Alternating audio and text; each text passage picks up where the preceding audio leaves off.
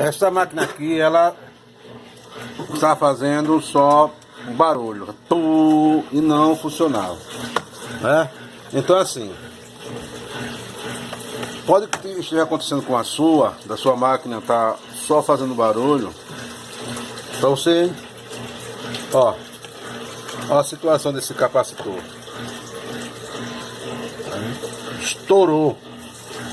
Você está trabalhando lá, lavando numa boa seu carro, ó. De repente a máquina para, fica só fazendo um barulho.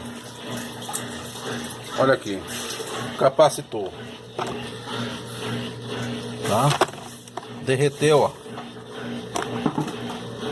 Certo? O que fazer aqui? Só trocar o capacitor. Troca o capacitor, coloca no lugar e a máquina vai voltar a funcionar normalmente. Tá certo?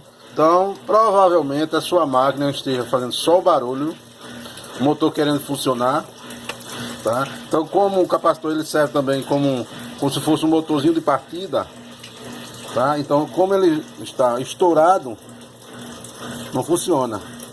Troca só o capacitor aí, ok? Então, nesse caso aqui dessa máquina, tá certo? Que só faz barulho e não funciona, foi aqui o capacitor, ok?